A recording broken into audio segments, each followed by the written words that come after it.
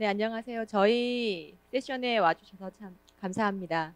먼저 저희 학생들은 숙명여대 팀입니다. 패널들 그리고 토론자, 발제자 모두 다 숙명여대생이고 실제로 이제 모의 토론처럼 발제와 토론을 그동안 이제 열심히 연습을 했습니다. 그래서 애정어린 관심을 가지고 눈으로 따뜻하게 한번 봐주시면 감사하겠습니다. 저는 사이버안보연구소 수석연구원 이화영이라고 합니다.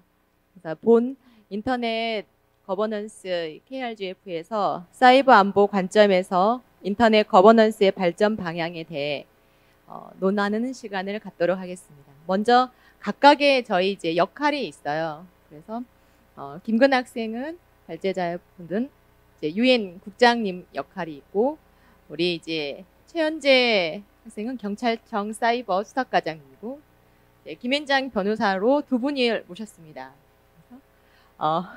이지 김혜진 변호사님이고 국회 입법조사처장님 역할로 박상은님 그리고 미 외교안보연구소장으로 양다현님을 모시고 토론을 이어나가도록 해보겠습니다. 자, 먼저 메인 발제자인 유엔 국장님인 김근아님의 발제가 이어지도록 하겠습니다.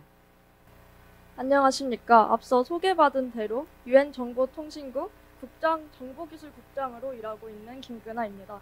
먼저 이번 2023 KRGF에 참여하게 되어 진심으로 영광입니다. 이번 세션에서는 사이버 안보 관점에서의 인터넷 거버넌스의 발전 방향에 대해 말씀드리겠습니다. 네, 인터넷이 확산되면서 사회 전반에 혁신적인 변화가 일어나고 있지만 한편으로 인터넷에 대한 의존도가 증가하면서 이에 따라서 사이버 범죄 역시 증가하고 있습니다. 사이버 범죄는 최근 들어 전 지구적 기술 네트워크와 국가 간 공조 체계의 허점을 이용하여 급속히 발전하고 있으며 이에 따라 전 세계가 사이버 안보의 중요성을 인식하고 있는 시점입니다.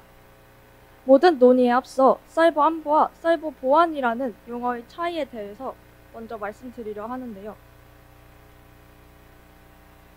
사이버 안보와 사이버 보안은 영어로는 모두 사이버 시큐리티로 같은 표현을 사용하지만 그 둘의 차이를 분명히 알고 둘을 구분하는 것이 필요합니다. 먼저 사이버 보안의 경우 사이버 공격에 대한 사이버 공간상의 대응에 초점을 둡니다. 반면 사이버 안보는 위해 요소로부터의 사이버 공간에 대한 보호와 국가적 그리고 조직의 안전을 목적으로 하는데요. 다시 말해서 사이버 보안은 사이버 공격 보호 조치 그 자체를 그리고 사이버 안보는 국가적 차원의 전반적인 사이버 공간의 안전을 강조하는 개념으로 구분하시면 됩니다. 그렇다면 한국의 사이버 안보 현황은 현재 어떠한지 한번 알아보도록 하겠습니다. 현재 전 세계가 사이버 안보 문제에 직면하고 있지만 한국의 경우 그 중에서도 상황이 특수합니다. 한국 사이버 안보의 첫 번째 특수한 요소로는 우수한 ICT 인프라 환경이 있습니다. 2021년 기준으로 대한민국의 인터넷 이용률은 97.6% 그리고 인터넷 접속 가구 비율 또한 99.9%로 OECD 국가 중에서도 인터넷 접속성이 높은 국가입니다. 또한 세계적인 수준의 전자정부를 보유하고 있습니다. 한국은 2002년 전자민원 단일 창구를 개통하고 전자정부법 시행과 함께 전자정부 구축을 본격적으로 추진한 결과 유엔 전자정부 발전 지수에서 3회 연속 1위를 기록하였으며 현재까지도 높은 순위를 유지하고 있습니다. 또한 지난 2022년 5월의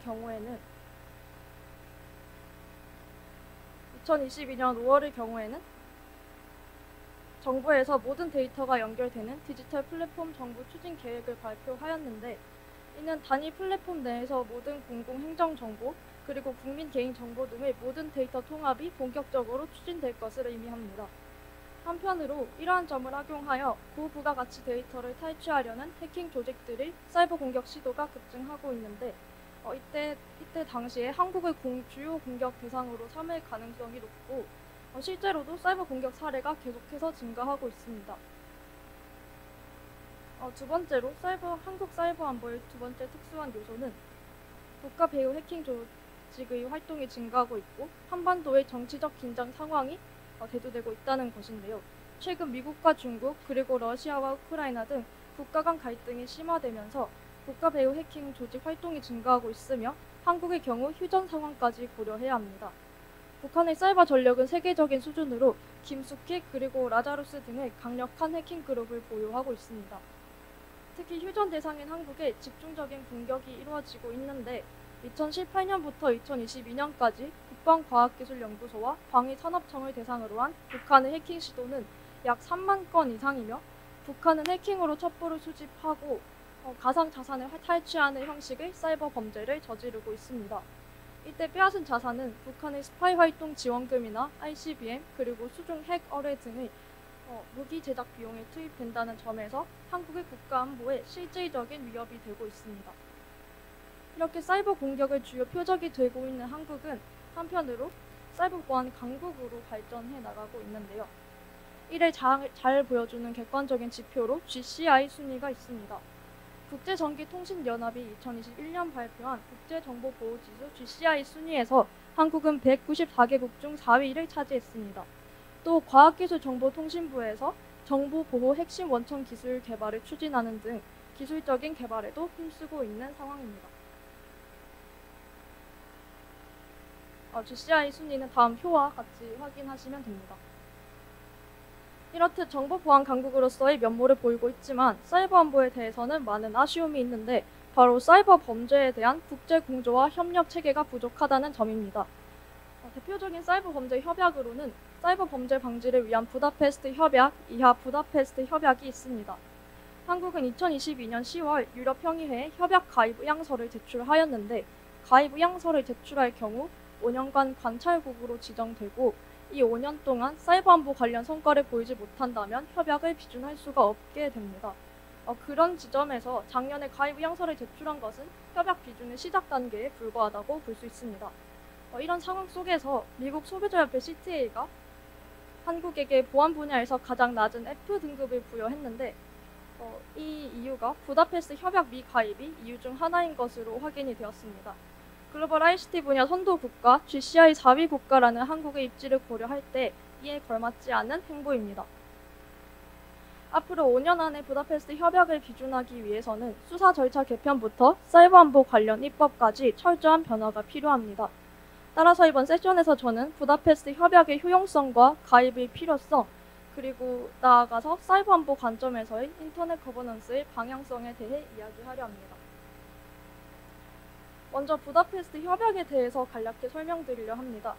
부다페스트 협약은 인터넷을 이용한 모든 범죄 행위에 대한 상세한 규정을 두고 이를 처벌하도록 한 최초의 국제 조약입니다. 2001년 헝가리 부다페스트의 사이버 범죄 회의에서 정식 발효되었고 각 나라의 법 집행기관들에게 사이버 범죄 수사 가이드라인을 제시하고 있으며 각 나라의 법률과 상충되는 문제를 유연하게 표현하여 법률 개정에 있어서 유리함을 보여주는 국제규범입니다. 또한 국제적 수준의 효과적인 민관 협력을 촉진하는 협약으로서 위치하고 있는데요. 2023년 5월 기준으로 비준한 국가는 총 68개국이고 유럽 평의회에서 시작된 국제 조약이지만 비유럽 국가들도 많이 가입해 있습니다. 미국과 일본을 비롯해서 21개국에 달합니다. 또 2001년 이후에는 디지털화가 가속되고 새로운 IT 환경에서의 사이버 보안 조약이 필요해지면서 2003년 더 발전된 내용의 제1 추가 의정서가 만들어지기도 했습니다. 그렇다면 한국은 부다페스트 협약을 왜 가입해야만 할까요? 한국이 국제 공조와 관련하여 수사에 어려움을 겪은 대표적인 사례로 N번방 성착취물 제작 및 유포 사건, 일명 N번방 사건이 있습니다. N번방 사건은 텔레그램에 개설된 단체 채팅방을 통해 불법 음란물을 만들고 거래 및 유포한 사이버 성범죄 사건입니다. 텔레그램처럼 해외 서버를 경유하는 사이버 범죄의 경우에 국제 공조가 필수적인데요. 이때 해외 수사기관이나 인터폴과의 공조를 통하면 시간이 많이 지체되기 때문에 수사에 굉장히 불리합니다. 그러나 당시 부다페스트 협약에 한국이 가입하지 않았기 때문에 사건 당시 수사에 많은 어려움을 겪었고 이에 따라서 한국 외교부가 협약 가입의 필요성을 인식하고 본격적으로 사이버 범죄 협약 비준을 논의하기 시작했습니다. 이 외에도 한국 상황의 특성을 고려했을 때 한국이 부다페스트 협약에 가입해야 하는 이유는 다음과 같습니다. 먼저 부다페스트 협약 가입이 되면 갈등 국가들 간의 핫라인을 공동으로 이용할 수 있는데요. 핫라인이 설치되면 사이버 범죄에 대해서 공동으로 대처할 수 있고 많은 후방국들이 이미 가입하였는데 한국만 가입하지 않는다면 회원국들만의 핫라인 사용을 못하게 되는 것도 물론이지만 사이버 범죄 관련 정보 공유도 할 수 없기 때문에 사이버 범죄 국가 공조의 한계에 부딪힐 수 있습니다. 또 얼마 전에는 한국이 유엔 회원국 192개국 중 약 180개국의 지지를 얻어 유엔 안전보장이사회 비상임이사국으로 선출되었고 사이버 안보를 비롯하여 다양한 안보 논의가 앞으로 진행될 계획이라고 알고 있습니다. 이러한 상황에서 이렇게 안보 분야의 영향력을 키워나가고 있는데 한국이 핫라인조차 이용할 수 없게 된다는 게 다소 모순된 상황으로 국제사회에 비춰질 수 있습니다. 그리고 가장 중요한 것은 사이버 공간이라는 가상세계의 주도권을 얻기 위해 각국이 치열하게 경쟁하고 있는 상황에서 사이버 안보에 대한 한국의 입지를 확실히 하기 위해서는 부다페스트 협약이 가장 효과적인 동시에 필수적인 전략이라는 점입니다. 물론 한국은 현재 유엔 안보리 비상임이사국으로 선출되었고 아시아 지역 포럼과 같은 부다페스트 협약과 유사한 역할을 수행하는 국제 조직을 통해 사이버 안보 협약에 참여하고 있습니다. 또한 작년 5월에는 아시아 국가 중 최초로 나토 사이버 방위센터에 정식으로 가입하는 등 국제사회에서의 사이버 안보 분야에서 입지를 다져나가고 있는 상황인데 이런 배경에서 그렇다면 부다페스트 협약까지 꼭 가입을 해야 할까라는 가입의 필요성에 대한 의문을 가지는 경우도 있습니다. 그러나 사이버 범죄가 날로 진화하고 그 기술력이 발전하고 있는 상황에서 향후의 세계적 범위의 사이버 범죄에 대응하기 위해서는 현재 국제 사이버 범죄에 대하여 가장 강력하게 합의된 대응책으로 평가받는 부다페스트 조약에 정식으로 가입하여 사이버 안보 강국으로서의 한국의 주도적 위치를 굳건히 해야 합니다. 게다가 부다페스트 협약에 따라 사이버 범죄에 대한 효율적인 공조가 이루어진다면 한국이 이미 속해 있는 사이버 안보 관련 조약이나 조직의 긍정적인 효과도 높일 수 있고 비준 준비 과정에서의 입법과 사이버 수사 과정 개편을 통해 국제 표준에 부합하는 사이버 안보 체계 구축을 할 수 있다는 점에서 이미 협약 가입의 가치가 충분하다고 볼 수 있습니다. 그런데 현재 부다페스트 협약 비준을 위한 한국 내의 입법에 관한 논의는 제1추가의정서까지의 내용에 초점을 맞추고 있는데요. 따라서 제2추가의정서를 파악하여 최신 동향을 적용해야 할 필요성이 있습니다. 이를 부다페스트 협약 제2추가의정서의 내용을 가장 잘 보여주는 세 가지 조항이 있는데 바로 도메인 이름 등록 정보를 얻기 위해 다른 관할권의 등록기관에 직접 요청하는 것과 관련된 6조, 가입자 정보를 얻기 위해 다른 관할 지역의 서비스 제공업체와 직접 협력하는 7조, 그리고 정부 간 협력을 통해 가입자 정보 및 트래픽 데이터를 효과적으로 얻을 수 있는 수단과 관련된 8조입니다. 제7조와 8조의 경우에는 둘 모두 타국에 위치한 전자증거 제공에 대한 조항이라는 점에서 같은데 제7조의 경우에는 가입자 정보만 인터넷 서비스 제공자에게 직접 요청할 수 있지만 제8조는 제7조와는 다르게 각 국의 정보를 상대로 요청을 할 수 있고 대신에 가입자 정보와 함께 트래픽 데이터까지 요구할 수 있습니다. 즉 전자증거 제공의 종류와 제공 요청 기관의 차이가 있다고 보시면 됩니다. 앞서 말씀드린 제2추가의정서의 제7조, 제8조의 내용과 관련된 외국의 입법 사례로 미국의 칼레아와 클라우드 액트가 있습니다. 칼레아는 1994년에 제정된 미국의 법률로 전화통신과 더불어 인터넷 서비스 제공업체와 통신사업자에게 범죄 수사 협조 의무를 부과하는 법률입니다. 반면으로 클라우드 액트는 2018년에 제정된 미국의 법률이고 미국 정부와 다른 국가의 법 집행기관 간의 디지털 데이터에 대한 접근과 공유를 다루는 법률입니다. 칼레아와 클라우드 액트 모두 범죄 수사에 협력하기 위한 규정이라는 점에서는 같은데 칼레아의 경우에 미국 내에서의 법 집행기관의 데이터 접근과 공유에 대해서만 다루고 있는데 클라우드 액트 경우에는 기본적으로 다른 국가와의 협력을 강화하기 위한 목적을 가지고 있기도 하고 미국 외에 저장된 데이터 접근 그리고 다른 국가와의 양자 협정을 통한 데이터 접근과 공유를 다룹니다. 이와 같이 부다페스트 협약 제2추가의정서의 내용과 관련된 두 가지 법을 통해 시간이 지나면서 국제 공조에 대한 중요성이 더욱 높아지고 있고 그에 따라 적절한 지침이 필요함을 알 수 있습니다. 따라서 부다페스트 협약 제7조, 제8조와 관련된 이러한 법적 사례를 기반으로 앞으로 협약 비준을 위해서 바꿔나가야 할 사이버 수사 절차와 입법을 제시하려 합니다. 먼저 사이버 수사 절차와 관련해서는 다음과 같은 변화가 필요합니다. 원격 또는 역외 압수수색은 실무상으로 필요성이 인정되고 있지만 이를 허용하는 명시적인 규정이 없어서 형평성 논란을 초래하고 있는데요. 현행 형사소송법에서는 디지털 증거에 대한 압수수색의 범위가 제한되어 있습니다. 따라서 더 명확한 표현을 통해 원격 및 역외 압수수색에 대한 근거를 마련해야 하고, 또한 부다페스트 협약에서 규정하고 있는 역외 압수수색 유형 중 ISP의 정보 제공을 통한 자료 확보 방식이 있습니다. 그런데 현재 한국의 경우에는 ISP를 통한 자료 확보 방식을 사용할 수가 없기 때문에 이와 관련하여 논의가 필요한 상황입니다. 또 사이버 범죄 수사에 있어서의 영장주의의 적용 문제에 대해서도 생각해 보아야 합니다. 현재 형사소송법에서는 압수수색 영장을 집행할 경우 그 영장을 피압수자에게 반드시 제시할 것을 규정하고 있는데, 역외 압수수색의 특성상 현실적으로 현장 영장 제시가 불가능한 경우가 많습니다. 한편 압수수색에 대한 대법원의 판단이 판례에 따라서 엇갈리고 있기 때문에 명확한 표현을 통해 혼선을 줄여야 하는 상황이고요. 도감청 관련해서도 영장주의에 한계가 있는 상황입니다. 현재 범죄 수사나 안부를 목적으로 영장 발부에 따른 감청만이 허용되고 있습니다. 감청을 진행하기 전 영장 발부를 받아야지 그 다음 수사를 진행할 수가 있기 때문에 이런 점에서 신속성이 매우 떨어지고 비효율적이기도 한데요.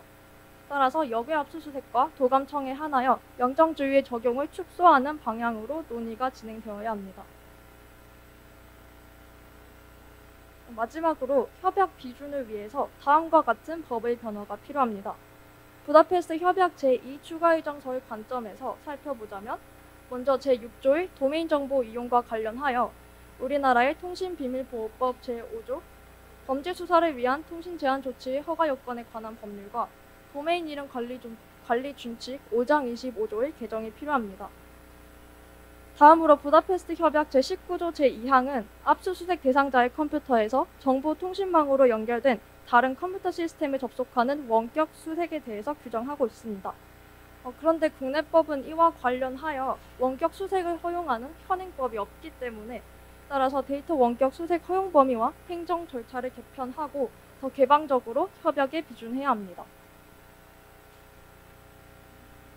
지금까지 한국 사이버 안보의 현황과 국제 협력 강화를 위한 부다페스트 협약 가입의 필요성, 그리고 가입을 위해 필요한 변화에 대해 말씀드렸습니다.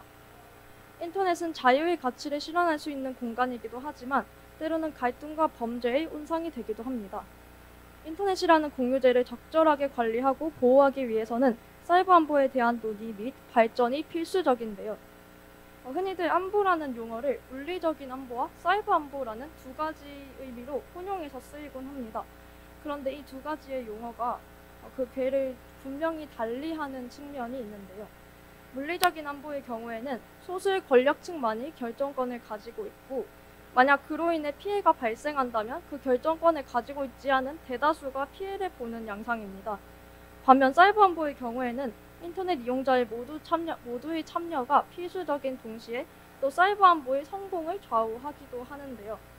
이는 인터넷 거버넌스의 핵심 논제라고 할 수 있는 다중이해 당사자주의에 부합한다고 볼 수 있습니다. 또한 사이버 안보는 직접 민주주의의 측면도 가지고 있는데, 현재 많은 국가들이 민주주의를 채택하고 있고 또 그들 중 대다수가 대의민주주의를 채택하고 있죠. 소수가 다수를 대표한다는 점에서 대의민주주의가 필수적인 한계를 가지고 있을 수밖에 없습니다. 그런데 사이버 공간 상에는 대의민주주의 방식이 아니더라도 민주주의의 실현이 충분히 가능합니다. 오히려 인터넷이 만든 사이버 공간 상에서 이상적인 민주주의의 실현이 가능하다는 것인데요. 오히려 인터넷이 만든 사이버 공간 상에서 사이버 세계가 오히려 현실적인 민주주의를 견인한다고도 볼 수 있을 것 같습니다. 한국은 민주주의 후발주의자이기도 하지만 타 국가들과 다른 동시에 그리고 선진적인 민주주의를 실현하고 있는 나라이기도 합니다. 그렇기에 한국은 인터넷상에서의 민주주의 실현의 가능성에 누구보다 먼저 주목하고 논의해야 한다고 생각합니다. 물론 이 모든 것을 이루기 위해서는 규범적인 기반이 중요하고 그렇기에 한국이 사이버 안보 분야에서 가장 시급하게 해결해야 할 국제 공조의 문제를 부다페스트 협약 비준과 관련하여 다룬 것입니다. 한국보다 앞서 부다페스트 협약을 비준한 일본과 스리랑카의 경우에 비준을 위한 준비에만 7년 이상의 시간이 걸렸고, 한국은 작년에서야 가입 의향서를 제출했기 때문에 비준까지 채 5년이 남지 않은 시점입니다. 그러나 당국이 사안의 중요성을 인식하고 사이버 수사 절차 개편 그리고 입법과 같은 제도적 개선, 보유하고 있는 뛰어난 정보 보안 기술을 활용한다면 부다페스트 협약 비준을 성공적으로 이끌 수 있다고 생각합니다. 이상으로 발제를 마치겠습니다. 들어주셔서 감사합니다. 우리 김근하 유엔 국장님의 발제 잘 들었습니다. 기본적으로 원격 압수수색은 물론이고 영장주의 그리고 영장 발부에 대한 감청, 여러 가지 이제 직접 디지털을 통한 직접 민주주의까지 언급을 해주셨는데요. 자, 이를 바탕으로 현재 현업에서 경찰의 업무를 직접 현장을 누비면서 불편한 여러 가지 상황이 있음에도 불구하고 사이버상의 문제를 어떻게 해결하고 있는지 경찰청 사이버 수석과장님인 최현재 과장님을 모시고 토론을 이어나가도록 하겠습니다. 네, 안녕하세요. 먼저 유엔 국장님의 발제 잘 들었습니다. 저는 오늘 경찰청 사이버 수사국 과장으로서 오늘 토론에서 한국에서 국제적인 수사가 어떻게 진행되는지와 함께 현재 제가 생각하는 단점에 대해서 말씀드리도록 하겠습니다. 인터넷 기술이 발전함에 따라 사이버 범죄는 더욱 지능적으로 진화하고 있고, 이에 따라 증거가 전 세계에 흩어져 존재하는 경우가 증가하고 있습니다. 수사를 하기 위해서는 증거를 압수수색해야 하는데, 압수수색의 종류부터 먼저 말씀을 드리겠습니다. 먼저 IPR 접속해서 증거를 수집하는 역외 압수수색이 있고, 수색 장소의 컴퓨터를 이용해서 디지털 정보를 확인하는 원격 압수수색이 있습니다. 두 압수수색 방식 모두 매우 필요함에도 불구하고 현재 이를 허용하는 명시적인 규정이 없습니다. 그리고 국제 공조와 관련해서도 문제가 있습니다. 먼저 압수수색에 대해서 말씀을 드린 후에 국제 공조에 대해서 말씀드리도록 하겠습니다. 역외 압수수색의 경우 부다페스트 협약 가입국은 인터넷 서비스 제공자인 ISP를 통해 자료를 확보하거나 원격 정보를 통해서 자료를 확보합니다. 하지만 현재 한국의 경우에는 ISP를 통한 자료 확보가 불가능한 현실입니다. 또한 영장 발부와 관련해서도 어려움이 있습니다. 관련 사례를 말씀드리자면 과거 수사기관이 적법한 절차로 취득한 정보를 이용해서 영장을 발부받았고 해외 서버에 접속한 적이 있었는데 서울고등법원은 이 사안에 대해서 해외 ISP에 영장을 제시하지 않았기 때문에 해당 절차가 위협하고, 이에 따라서 이제 증거 능력이 없다고 판시한 사례가 있습니다. 원격 및 역외 압수수색에 대해서는 해외 이메일과 관련해서도 대법원의 판단이 엇갈리기도 했습니다. 이메일 서비스 관리자의 협조나 참여가 필요하지 않고 국제법상으로도 관할권상의 문제를 야기하지 않기 때문에 사법 공조를 거칠 필요가 없다는 판례와 그와 반대로 압수수색 시 영장의 내용을 정확히 기재해야 한다는 판례가 존재합니다. 판례가 엇갈리고 있는 상황이기 때문에 현장에서도 관련 수사를 진행할 때 많은 고민이 생기게 됩니다. 앞서 이제 발제에서 도감청과 관련해서도 한계가 있다고 말씀해 주셨는데 이 부분에 대해서 말씀을 드리도록 하겠습니다. 물론 도감청의 적용 범위와 관련해서 많은 국민분들이 우려하고 계심을 알고 있습니다. 국내외 모두 범죄 수사나 안보를 목적으로 전기통신 사업자들에게 정보를 요청하거나 영장 발부에 따른 감청이 허용되고 있습니다. 간단하게 보이스피싱에 관해서 말씀을 드려보겠습니다. 현재 영장을 발부받아 수사를 진행할 때 패킷을 감청합니다. 이를 통해서 범죄자 식별은 가능하지만 피해자를 돕지는 못합니다. 현재 통신 제한 조치를 넘어서 수사를 진행하기 위해서는 이제 지켜야 할 법이 매우 엄격합니다. 제 개인적인 생각이긴 하지만 부다페스트 협약에 가입해서 이제 이를 이용한 수사를 진행하기 위해서는 통화 기록뿐만 아니라 범죄자의 즉시 추적 정도는 가능해야 하지 않나 생각합니다. 현재로서는 이러한 것들이 모두 영장 발부를 받아야 하기 때문에 신속성이 매우 떨어집니다. 이와 관련해서는 법적인 부분의 보완이 필요하다고 생각됩니다. 미국의 사례를 보면 유엔 국장님이 앞서 말씀해주신 칼레아 감청통신지원법이 있습니다. 이를 통해서 기존의 전화망뿐만 아니라 디지털 음성이나 이동 전화망이 포함된 광케이블 전화 시스템이나 디지털 네트워크와 같은 모든 통신 수단에 대한 감청이 가능하게 되었습니다.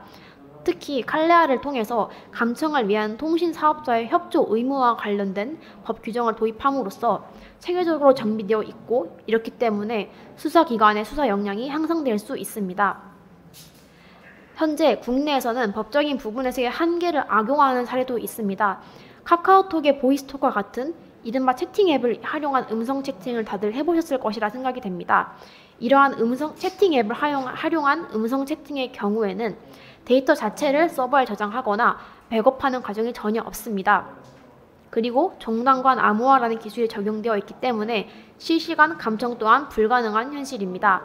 이 경우 카카오톡 서버에 남는 것은 전화번호나 카카오톡 가입 정보 등의 통신 자료뿐이고, 이러한 정보 또한 카카오는 정부의 통신 자료 요청에 응하는 것이 강제적인 의무가 아니라는 헌법재판소의 결정이 있었기 때문에 수사기관에서 요청이 있어도 관련 통신 자료를 제공하지 않는 정책을 취하고 있습니다. 따라서 범죄 수사에 어려움을 겪고 있음을 예상하실 수 있을 거라고 생각됩니다. 실제로 이를 인지한 범죄자들이 범죄 과정에서 일반 전화가 아니라 카카오톡의 보이스톡을 이용해서 전화통화를 한 것으로 드러나기도 했었습니다.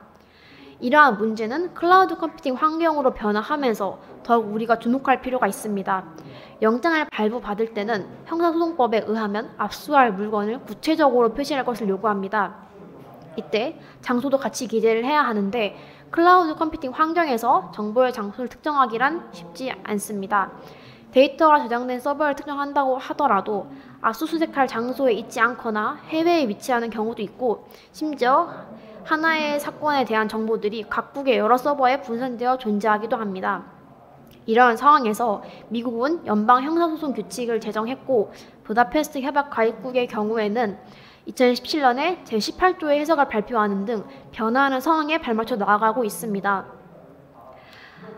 최근 사이버 범죄 수법이 진화하고 있는 상황에서 주목할 만한 기사가 나왔었습니다. 바로 북한이 맥 운영 체제를 사용하는 국내 대북 인사들을 향해서 사이버 공격을 한 정황이 발견되었다는 기사였습니다.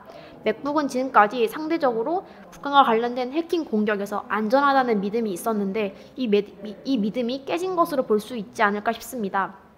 전 세계적인 흐름뿐만 아니라 국내적인 상황으로도 우리가 사이버 안보에 관심을 가질 필요가 있다는 뜻이기도 합니다. 현재 진행되고 있는 포럼의 제목이 사이버 안보 관점에서 인터넷 거버넌스의 발전 방향이고, 이를 위해 부다페스트 협약에 가입해야 함을 우리가 이야기하고 있습니다. 여기에서 제가 한번 사이버 안보와 부다페스트 협약과의 관계를 짚고 넘어가면 좋을 것 같습니다. 이를 말씀드리기 전에는 국제공조수사에 대해서 먼저 말씀드려야 합니다. 국제공조수사는 크게 두 가지로 나눠집니다. 법무부가 주체인 형사사법공조와 범죄인 인도 절차가 있고, 경찰청이 주체인 인터폴의 국제공조가 있습니다. 형사사법공조의 경우에는 법적인 구속력은 있지만 장시간이 소요됩니다. 여기에서 장시간이 얼마 정도이신지 크게 감이 안 오실 수 있습니다. 보통 6개월에서 2년 정도 걸린다고 보시면 될 것 같습니다. 더욱 자세히 말씀을 드리자면 경찰수사부서, 관할지방검찰청, 대검찰청, 법무부, 외교부를 통해서 해당 국에 전달이 되는데, 이때 한 단계마다 평균 일주일 이상이 소요됩니다. 사이버 범죄는 일반 범죄와 다르게 주요 증거가 휘발성 데이터인 경우가 많습니다. 참고로 피의자의 IP 등 접속 기록의 보관 기간이 3개월이라는 점을 고려한다면 형사사법 공조를 통해 빠른 수사를 하는 것은 현실적으로 무리가 될 수 있음을 암시합니다. 인터폴 국제공조의 경우에는 경찰 기관과 인터폴과의 직접적인 협력으로 이루어진다는 점에서 속도는 빠르나 법적인 구속력이 없습니다. 실제로 인터폴을 통해 수집한 증거의 증거 능력을 부정하는 판례도 과거이지만 존재했었습니다. 또한 국제공조는 상호주의를 원칙으로 합니다. 즉, 기브 앤 테이크가 분명한데 상호 공조 요청에 불균형이 발생하면 원활한 공조 진행이 어렵습니다. 우리나라와 중국 사이의 요청 건수를 먼저 보려고 합니다. 한번 넘겨주세요. 2017년부터 20년까지 자료를 보면 우리나라가 중국에서 공조 요청을 한 건수는 1,547건인데 중국에서 우리나라로 요청한 건수는 74건으로 거의 21배 가까이 차이가 나고 있습니다. 또한 국제 공조에 대한 통계 자료를 봤을 때 사이버 테러와 관련된 요청이 2021년에는 231건이었는데 2022년에는 881건으로 281% 증가했습니다. 이를 통해 제가 전달하고 싶은 메시지는 전체적인 국제 요청의 건수는 국제 공조 요청의 건수는 줄어들었을지라도 사이버 테러와 같이 규모가 매우 크고 피해의 규모도 굉장히 클 수 있는 범죄가 증가할 수 있음을 말합니다. 즉 우리가 마주하게 될 사이버 범죄의 규모가 상당할 수 있음을 보여준다고 생각합니다. 부다페스트 협약은 사이버 범죄와 관련하여 각국의 형사실체법 구성 요건 및 관련 조항을 통일하고 컴퓨터 시스템을 통해서 저지른 기타 범죄 및 전자적 형태의 증거 수사와 기소에 필요한 형사 절차법상의 권한을 규정하고 빠르고 효과적인 국제 협력이나 국제 형사사법 공조 체제를 수립하는 것을 목적으로 합니다.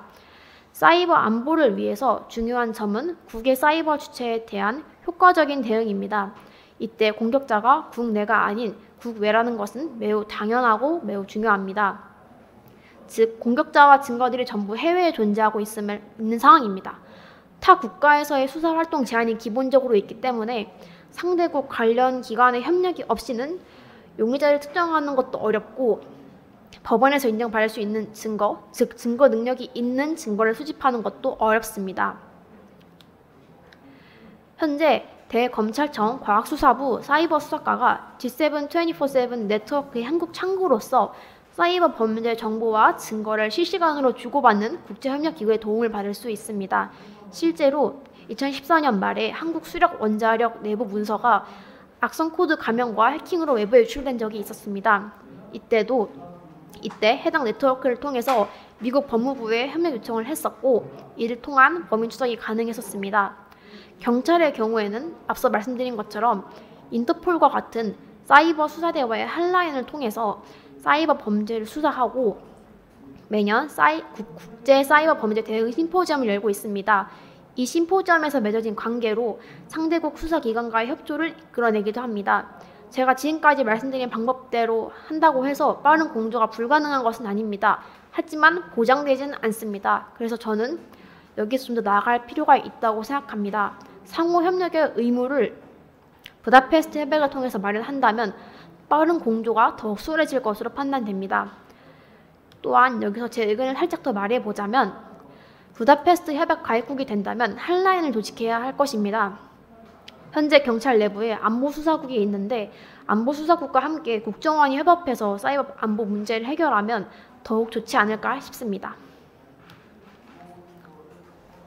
지금까지 제가 말씀드린 상황을 봤을 때 한국이 마냥 부정적인 상황인 것 같습니다. 하지만 저는 그렇다고 생각하진 않습니다. 우리가 부다페스트 협약의 가입의 필요성을 말하게 된 사건, 몇 년 전에 사회적으로 매우 큰 문제가 되었던 엠번방 사건을 다들 기억하실 것이라고 생각합니다. 그간 성착취물에 대해서는 원본 파일을 복제하는 방식의 압수수색만을 허용했었습니다. 예상하시다시피 원본 파일이 남아있기 때문에 2차 피해가 발생할 가능성이 매우 높습니다. 하지만 엠번방의 경우에는 파일을 복제해서 압수한 다음에 원본을 삭제하는 이른바 잘라내기 압수수색 방식을 도입해서 2차 피해 발생 가능성을 줄였습니다.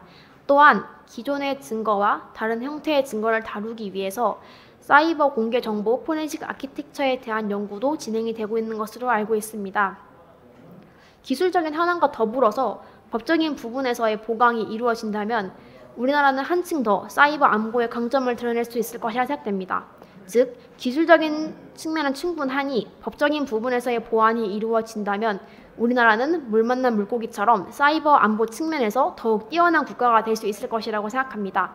이상으로 제 의견은 여기까지입니다. 들어주셔서 감사합니다. 네, 우리 경찰청 사이버수사국 과장님인 최현재 과장님을 모시고 토론을 들어봤는데 증거 능력이 있는 증거를 수집하는 것이 현장에서 얼마나 어려운 것인 걸 다시 한번 느꼈고 이를 통해 실제로 국회에서는 어떤 입법 활동을 하고 있고 어떤 소리들을 가장 많이 들을 수 있는지 우리 국회 입법조사처장님인 박상은 처장님을 모시고 이야기를 이어나가도록 하겠습니다.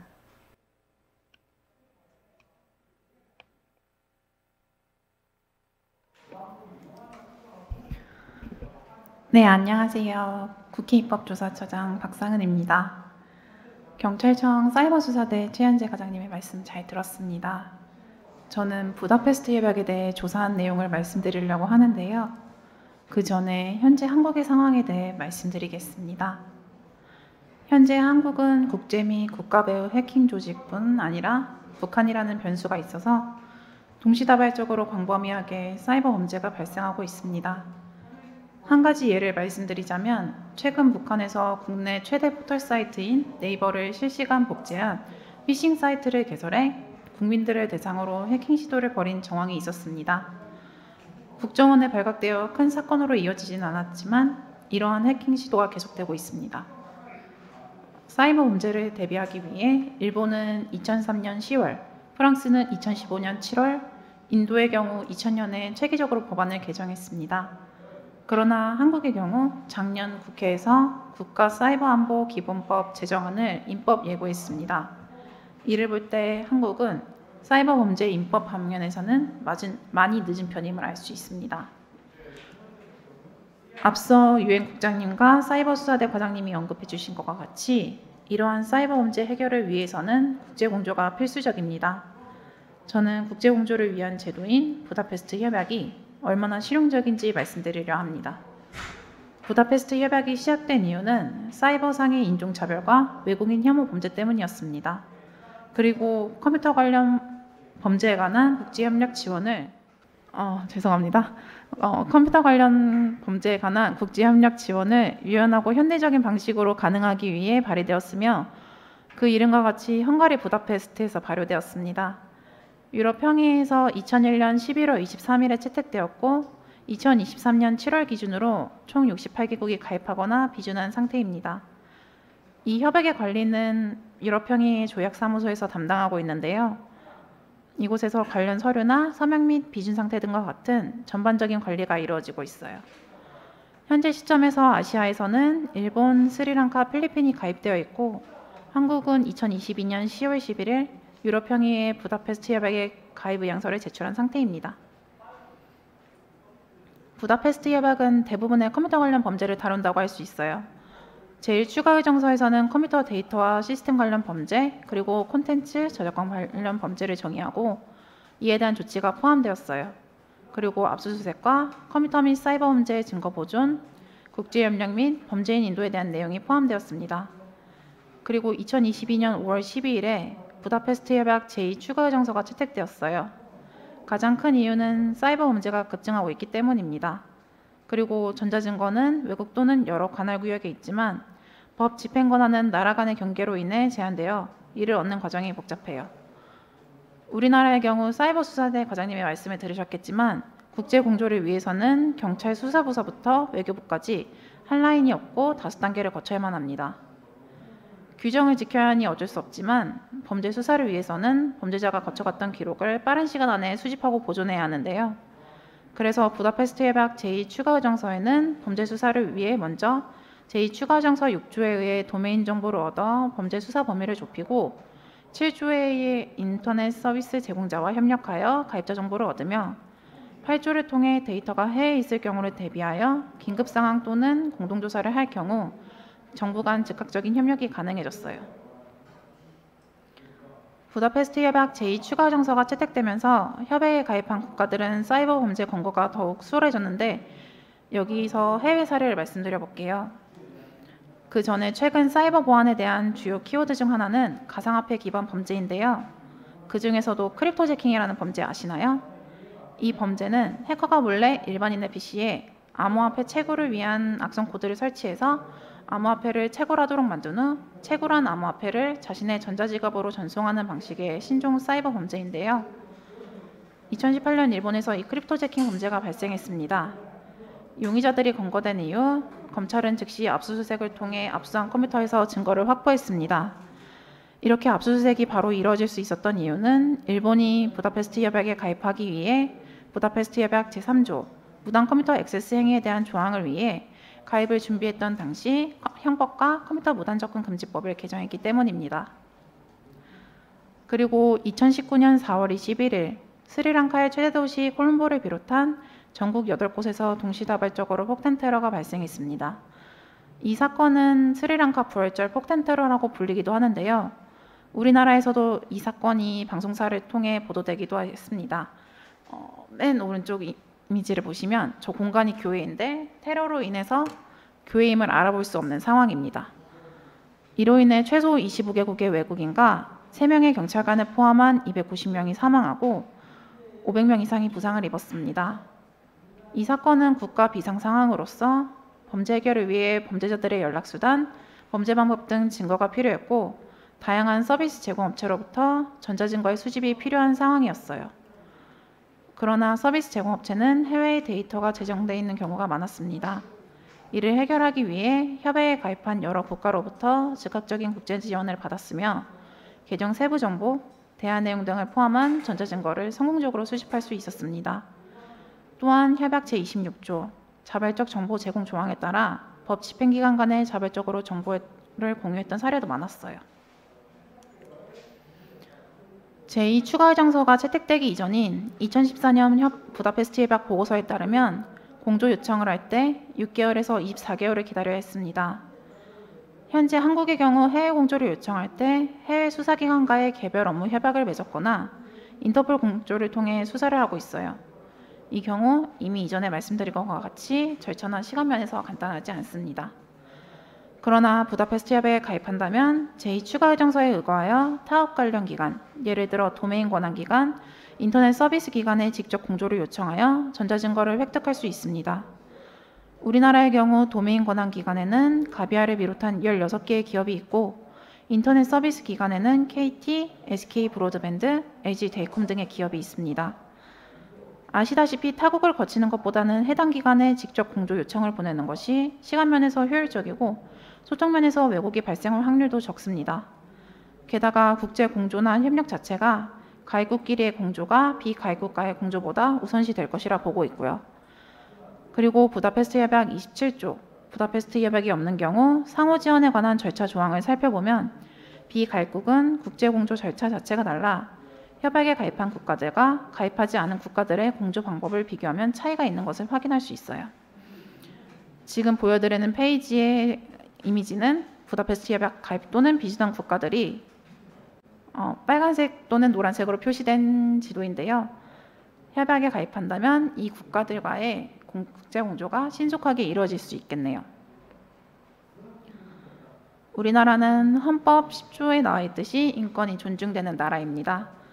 따라서 정보인권과 직결되는 개인정보에 대한 문제를 빼놓을 수 없다고 생각합니다. 이 문제를 부다페스트 협약과 제1추가의정서 15조, 제2추가의정서 13조에 규정되어 있어요. 그 내용은 인권과 자유의 적절한 보호를 제공하는 국내법에 따라 규정된 조건과 안전장치의 적용을 받도록 보장해야 한다입니다.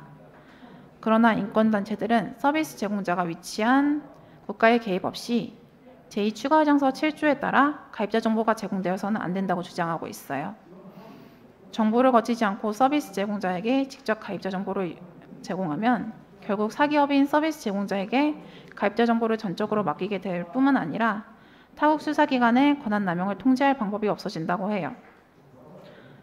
하지만 이것은 제2추가의정서를 간과한 주장입니다.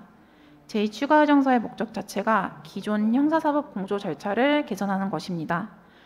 현재 실무상 가입자 정보 제공 요청은 페이스북, 구글, 마이크로소프트와 같이 미국에 위치한 서비스 제공자를 상대로 가장 많이 이루어지고 있고 이 기업들은 이미 직접 가입자 정보 제공 요청이 활발하게 이루어지고 있는 상태예요.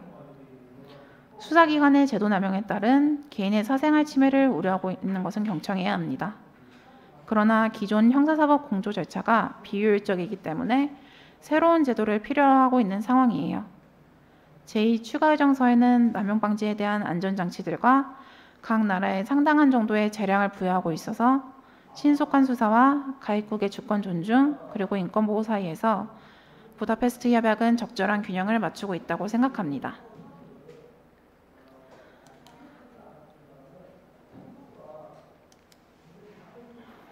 이번 포럼의 제목이 사이버 안보 관점에서 인터넷 거버넌스의 발전 방향인데요. 저는 이와 관련하여 부다페스트 협약에 대한 내용과 협약에 가입한 당사자들의 이득, 그리고 우리나라가 왜 부다페스트 협약에 가입해야 되는지에 대해 말씀드렸습니다. 제가 이전까지는 사이버 보안 쪽에 크게 관심이 없었는데요. 임명 후 첫 업무가 부다페스트 협약에 대한 조사였습니다. 저는 부다페스트 협약 조사 전까지 한국이 당연히 가입된 상태인 줄 알았어요. 왜냐하면 우선 한국은 인터넷의 보급이 가장 빨랐던 나라 중 하나이고, 국장님이 언급해 주신 대로 국제정보보호지수인 GCI 순위에서도 194개국 중 4위인데 부다페스트 협약 가입국 중 68개 나라에 포함되지 않는다는 것이 충격이었어요. 최근 N번방 사건 이후로 유사한 사건이 발생하고 있고 더 지능적이고 악랄한 사이버 범죄가 발생하고 있는데 이에 대한 대응과 전략 면에서 선진국의 입지는 부족해 보입니다. 저는 국회 입법조사처장으로서 이번 조사에 대한 두 가지 결론을 말씀드리고자 합니다. 첫째, 한국만의 사이버 범죄에 대한 선제적인 법 체계를 구축할 필요성을 느낍니다. 앞서 말씀드렸듯 사이버 범죄에 대한 법안과 체계가 다른 나라에 비해 늦은 상태입니다. 그러므로 최대한 빠른 시일 내에 사이버 안보에 대한 체계를 바로 잡아야 해요. 사이버상에서는 공공 분야와 민간 분야가 모두 이어져 있기 때문에 피해가 발생한다면 동시다발적으로 확산되며 큰 피해로 이어질 수 있어요. 따라서 먼저 국가사이버안보기본법을 바탕으로 삼고 균형 잡힌 체계를 구축하는 노력이 필요하다고 생각합니다. 둘째, 협약 가입에 대한 한국만의 기준이 필요합니다. 부다페스트 협약이 모든 범죄로부터 안전을 보장할 수는 없습니다. 하지만 현 시점에서 사이버 범죄에 대한 협약 중 최초의 국제 조약이고 효율적인 국제 협력 및 공조가 가능한 조약이기 때문에 가입을 주장하는 것입니다. 또한 부다페스트 협약은 발효된 이후 제1추가 정서를 거쳐서 제2추가 정서까지 개정하여 새로운 범죄를 대비하고 있어요. 앞으로 제3추가 정서, 제4추가 정서, 그리고 다른 국제 사이버 협약이 나올 가능성도 있습니다. 하지만 한국만의 기준이 없을 경우 단발적인 협약 가입으로 끝날 것입니다. 이대로 계속된다면 다른 나라의 사이버 범죄 체계보다 뒤처질 수밖에 없고 앞으로 이 격차는 계속 벌어질 것이라 생각해요. 따라서 부다페스트 협약 가입을 시작으로 사이버 안보에 대한 체계를 구축하면서 협약 가입 기준을 정립하는 과정이 필요하다고 생각합니다. 이상으로 부다페스트 협약에 대해 말씀드렸습니다. 경청해 주셔서 감사합니다.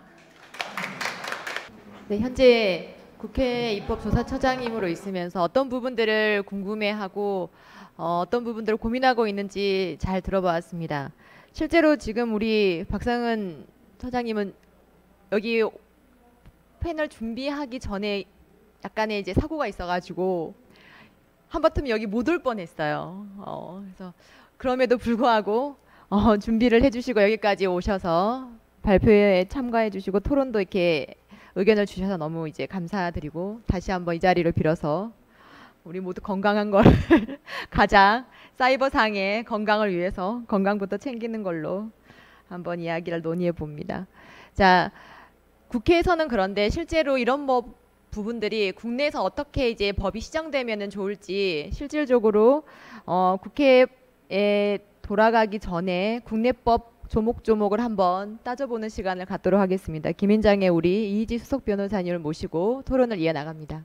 김근하 국장님의 발제와 최현재 경찰청 과장님, 박상은 국회 입법처장님의 말씀 잘 들었습니다. 이렇게 각 분야의 최고 전문가분들과 의견을 나눌 수 있는 자리에 제가 올 수 있어 굉장히 영광입니다. 저는 수석 변호사 이희지입니다. 지금부터는 법 쪽의 전문가로서 법에 관련하여 말씀드리도록 하겠습니다. 먼저 짚고 넘어가자면 형사사법은 범죄의 심각성을 평가하고 공정한 처벌과 사회적 안전을 위해 필요한 법적 규제를 제공합니다. 그뿐만 아니라 죄질이 더욱 나쁠수록 형법의 적용 범위가 확대되고 엄격한 처벌이 이루어지게 됩니다. 특히 오늘 저희가 다루고 있는 사이버 범죄는 전통적인 범죄와 달리 디지털 공간에서 발생하며 그 특성상 심각한 영향을 미칩니다. 사이버 범죄의 특징적인 위험성과 피해의 규모는 형사사법의 개입이 필요할 만큼 심각합니다. 따라서 형사사법은 사이버 범죄의 변화에 대응하기 위해 지속적으로 발전하고 법적 기반을 확충해야 합니다. 게다가 디지털 공간에서 발생한다는 특성에 주목하면 전 세계 어디에서든 일어날 수 있기 때문에 국내 형사사법뿐만으로 해결하기 어려우며 국제 공조가 필수적이라고 할 수 있습니다. 그래서 지금부터 사이버 범죄 협약에 가입하기 위해 필요한 법 개정에 대해 말씀드리도록 하겠습니다. 우선 사이버 공간에서의 증거 유형을 존재 형태에 따라 분류하면 서버에 저장된 증거와 정보통신망을 통해 전송 중인 증거로 나눌 수 있는데, 서버에 저장된 증거는 형사소송법이 적용되며 정보통신망을 통해 전송 중인 정보는 감청의 문제로 따로 통신비밀보호법이 적용됩니다. 부다페스트 협약에 가입하기 위해서는 이 통신비밀보호법 개정이 필요합니다. 부다페스트 협약 제2추가 의정서의 제6조에 적합하려면 범죄 수사를 위한 통신 제한 조치의 허가 요건을 다루고 있는 통신비밀보호법 제5조의 개정이 필요합니다. 현재는 국가보안법, 군사기밀 또는 마약류, 폭력행위 등과 관련된 범죄에 관해서만 통신 제한 조치가 허가되어 있고 사이버상의 범죄에 대해서는 다루지 않고 있기 때문입니다. 뿐만 아니라 통신 제한 조치의 집행을 위하여 전기통신 사업자가 협조할 사항, 통신사실 확인 자료의 보관 기간, 그 밖에 전기통신 사업자의 협조에 관하여 필요한 사항은 대통령령으로 정한다는 통신비밀보호법 제15조의 2항도 개정이 필요하다고 생각됩니다. 2항에서 말하는 대통령령은 통신비밀보호법 시행령으로 개인의 생명, 신체에 급박한 위험이 현존하는 경우에만 통신 제한 조치 또는 통신사실 확인 자료 제공 요청이 지체 없이 이루어질 수 있도록 협조해야 한다고 특정하고 있습니다. 이는 사이버 성범죄 사건 등과 같은 심각한 범죄를 급박한 위험이 현존하지 않는다고 판결하여 수사가 늦춰질 여지가 있기 때문에 개정이 필요하다고 생각됩니다. 부다페스트 협약의 제6조 제1항은 각국의 권한이 부여된 기관이 타국에 위치한 도메인 등록 대행자에게 도메인 등록자를 특정하거나 연락하는 데 필요한 정보를 제공할 것을 직접 요청할 수 있도록 규정하고 있습니다. 이렇게 복잡한 절차 없이 직접 요청을 하도록 하기 때문에 도메인 등록 대행자가 위치한 타국의 정부를 거칠 필요가 없게 됩니다. 여기서 권한이 부여된 기관은 추가 의정서에서 타국 정부 또는 타국에 위치한 서비스 제공자를 상대로 정보 제공 요청을 하는 기관을 지칭할 때 사용됩니다. 또 추가 의정서 제3조 제2항 B호에 따르면 특정 수사 또는 형사재판과 관련된 증거를 확보할 목적으로 각국 국내법에 따라 추가 의정서에 규정된 제도들을 수행할 권한을 부여받은 사법, 행정 또는 그 외의 법 집행기관을 의미하기도 합니다. 추가 의정서는 국가마다 법 체계가 다르다는 점을 고려하여 정보 제공 요청을 할 수 있는 주체를 각국 국내법에 일임함으로써 재량을 부여하고 있습니다. 또 제2항에서는 요청을 받는 서비스 제공자가 위치한 국가는 서비스 제공자가 타국에 권한 있는 기관에 정보 제공 요청에 응할 수 있도록 제도를 정비해야 하고, 다만 국내법에 근거하여 합리적인 제약을 가할 수 있다고 명시하고 있습니다. 또 제5항에서는 요청을 받은 서비스 제공자가 요청을 거절할 수 있게 하는데, 어떠한 경우에 서비스 제공자가 요청을 거절할 수 있는지 별다른 규정을 두지 않음으로써 요청이 형식적 요건을 모두 구비한 경우에도 거절 여부는 서비스 제공자가 위치한 국가의 국내법과 서비스 제공자의 재량에 맡겨져 있습니다. 이러한 조항들을 통해 부다페스트 협약이 각 국가의 국내법을 따르고 있다는 것을 알 수 있습니다. 도메인 등록 대행자는 도메인 이름을 등록하는 과정을 대행해주는 서비스 제공자인데요. 도메인 등록 대행자는 도메인 등록을 위해 도메인 등록자로부터 이름, 주소, 전화번호, 이메일 주소 등 일부 개인정보를 수집합니다. 그러나 도메인 관리 기업들은 추가 비용을 내면 도메인 정보를 숨겨주는 보안 서비스를 진행하고 있습니다. 등록 정보 숨김은 후이즈를 통해 도메인 정보를 조회할 시 노출되는 등록인, 주소, 책임자 이메일, 전화번호 정보를 도메인 관리 기업의 정보로 대체하는 개인정보 보안 서비스입니다. 수사를 위해 등록자의 정보를 조회했을 때 등록자 본인의 정보가 아닌 도메인 관리 기업의 정보가 조회되도록 만든다는 것입니다. 이 서비스를 이용한다면 이렇게 도메인 등록자의 정보는 외부에 보이지 않게 됩니다. 그렇지만 도메인 업체들은 대행자로서 숨긴 정보를 모두 가지고 있고 관련하여 내부 규정을 만들고 처리하고 있습니다. 우리나라가 부다페스트 협약에 가입하여 효율적인 국제 공조를 하기 위해 진흥원 및 등록 대행자는 제24조에 의해 수집된 등록 정보를 약관에 명시한 범위를 넘어 이용하거나 제3자에게 제공하여서는 아니 된다고 명시하고 있는 도메인 이름 관리 준칙 5장 25조를 개정한다면 수사 과정에서 도메인 등록 대행자와 공조할 수 있게 됩니다. 따라서 개정 이후에 도메인 등록 대행자들과 공조한다는 것은 도메인 등록자의 개인정보를 수집할 수 있다는 것을 의미하고 이를 통해 수사 대상을 좁혀 수사 및 문제 해결에 도움을 줄 수 있습니다. 또한 정보통신 기술의 발달로 인해 서버에는 수많은 정보가 저장되고 있어 수사 과정에서 서버의 압수수색이 매우 중요해지고 있습니다. 수사기관이 서버에 저장된 증거를 압수하는 방법은 매우 다양하나 그 중에서는 우리 법에 별도의 규정이 없는 방법도 존재합니다. 국제적인 인터넷 서버는 물리적 소재지가 해외인 경우가 많기에 이러한 서버들에 대한 압수수색의 경우 기존 국내법을 통해 진행하기 어렵습니다. 그래서 형사사법 공조 절차를 거치거나 국내 영장을 발부받아 개별 서비스 제공자에게 협조를 얻어 디지털 증거를 제공받아야 합니다. 그러나 이러한 형사사법 공조는 아까 사이버수사대 과장님께서 말씀하신 대로 수사 과정이 오래 걸린다는 단점을 가지고 있습니다. 수사 과정이 오래 걸린다는 것은 신속한 증거 확보가 어렵다는 것을 의미합니다. 압수수색 절차에 대한 명확한 규정 부재로 인해 원격이나 역의 압수수색 절차가 실무상 필요한 경우에도 시간이 오래 걸리고 합헌성 논란을 일으킬 가능성이 있어 법적으로 규정되어야 한다는 것이 제 의견입니다. 이를 개선하여 수사 과정을 보다 원활하게 진행할 수 있도록 하는 것이 중요합니다. 또한 영장주의의 적용 문제도 있습니다. 압수수색 영장 집행을 위해서는 형사소송법 제122조에 따라 피압수자에게 사전에 통지해야 하고 제219조와 118조에 따라 집행 현장에서 영장을 제시해야 합니다. 제121조에 따라 피압수자의 참여권이 보장되어야 하고 제129조에 따라 수색을 통해 압수한 경우 압수된 정보의 목록을 교부, 즉 제공해야 합니다.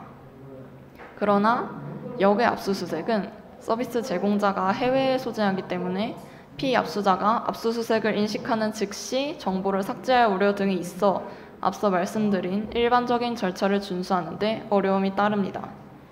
이러한 문제를 해결하기 위해서는 부다페스트 협약 제2추가의 정서에 제8조를 참고하여 통신비밀보호법 제13조와 공판정 외에서 압수 또는 수색을 하면은 영장을 발부하여 시행하여야 한다는 형사소송법 제113조를 수정하는 것이 적절할 것입니다. 이를 통해 어려움 없이 수사 절차를 진행할 수 있도록 조치를 취할 수 있을 것입니다. 발전하는 네트워크 환경에 따라 국경을 넘나들며 증가하고 있는 사이버 범죄에 발맞춰 사이버 범죄 수사를 행하는 수사기관 또한 국경을 넘나들며 신속한 수사를 할 수 있는 환경을 갖추도록 하는 것이 가장 중요합니다. 우리나라도 관련 문제를 논의하며 현 시대에 맞는 사법체계 개선을 통해 하루빨리 제도를 정비하고 부다페스트 협약에 가입하여 국제적인 협의 과정에 동참하는 것이 사이버 범죄로부터 자국민을 보호하는 것과 사법 정의의 실현으로 이어질 것입니다. 감사합니다.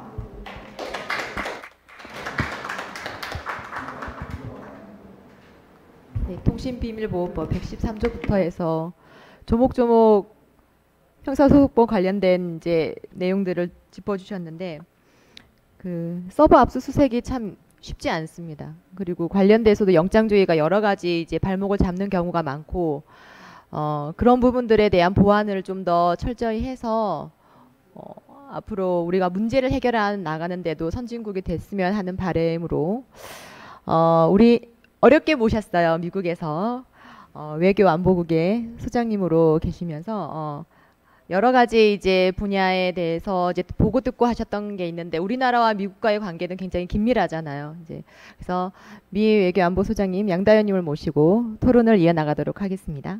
청중분들께서 귀한 자리 해주신 거에 먼저 감사 말씀드리고 싶고요.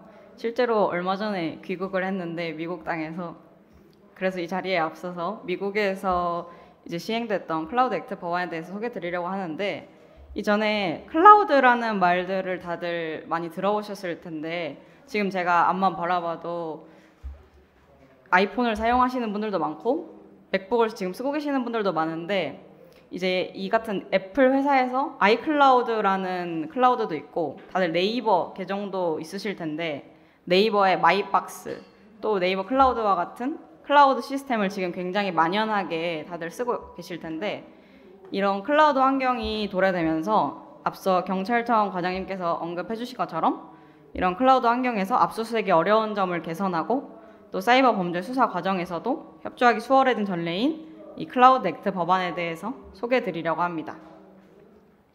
우선 제가 먼저 말씀드릴 건 이 클라우드 액트 법안의 배경인데 이 배경에 대해서는 2013년에 미국 법무부에서 마이크로소프트가 이제 아일랜드 데이터 센터에 저장된 전자메일을 요청하는 영장을 발부했는데 마이크로소프트는 이를 거부했어요.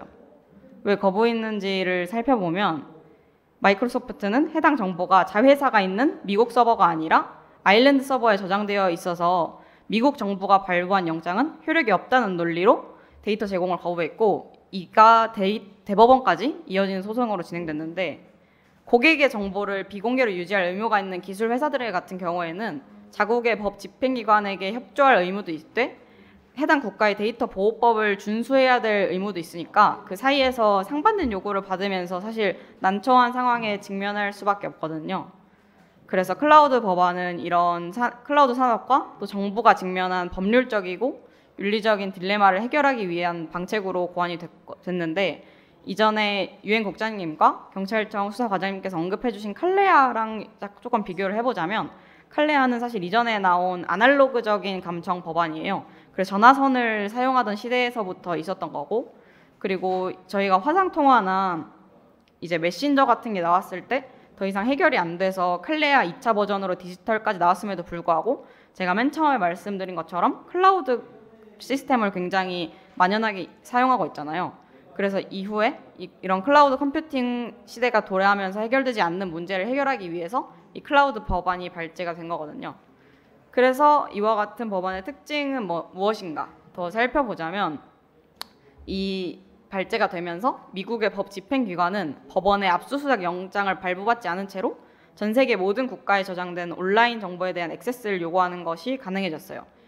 유엔 국장님께서 언급해 주신 것처럼 가입자 정보 및 트래픽 데이터를 더 효과적으로 얻을 수 있게 된 거죠.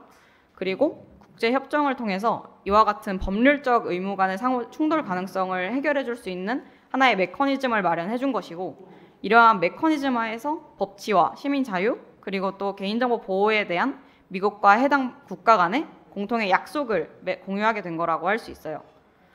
하지만 이 같은 법안이 사실 좋은 점만 있을 수는 항상 없는 거잖아요. 그래서 많은 우려도 있는데 우려의 하나를 소개해 보자면 개인정보 보호의 옹호 단체들이나 시민 단체들 같은 경우에는 어찌됐건 자기들의 개인정보가 마음대로 공유된다고 생각할 수 있으니까 굉장히 강한 반대 의사를 표명했는데 사실은 이 법안이 통과되기 전부터 마이크로소프트나 애플, 구글, 또 페이스북 같은 미국의 대형 IT 기업들 같은 경우에는 굉장히 찬성 입장을 표명했거든요. 맨 처음에 말씀드린 것처럼 법률적이고 윤리적인 상호 충돌을 해결해 줄 수 있으니까.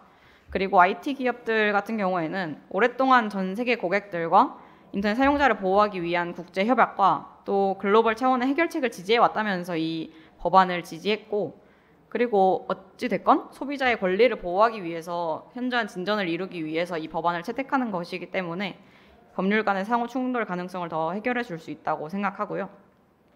그리고 이 같은 사건 이거를 본받아서 부다페스트 협약에 어쨌든 가입해야 된다는 게 입장인데 굉장히 와닿지 않을 수 있어요. 그래서 우리나라에 적용을 한번 해보자면 다들 게임을 하셨다고 한다면 우리나라의 넥슨이라는 회사를 한 번쯤 들어보셨을 수 있는데 이 넥슨 같은 경우에는 이 우리나라 회사지만 데이터 센터 같은 경우에는 룩셈부르크에 있거든요.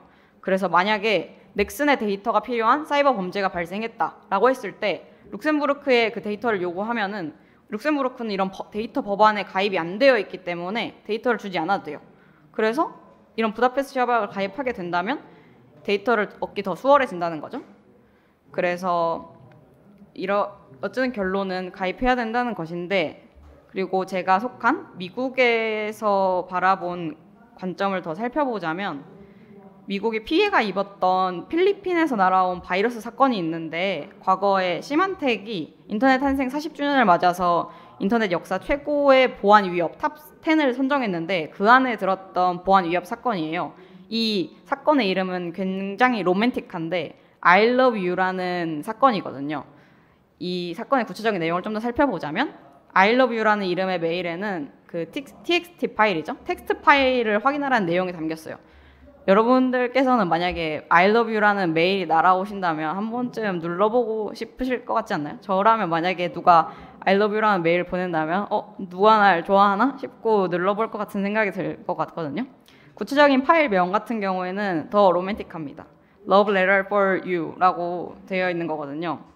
근데 누가 나한테 고백을 하려나 하고 눌러본다면 이 파일을 열면 사실은 컴퓨터의 사진이나 데이터들이 전부 다 I love you로 대체되고 원본 복구가 불가하고 또 컴퓨터의 디렉토리 이메일 계정에 다 같은 메일을 보내게 되는 사실 굉장히 로맨틱하지 않은 사건인 거죠.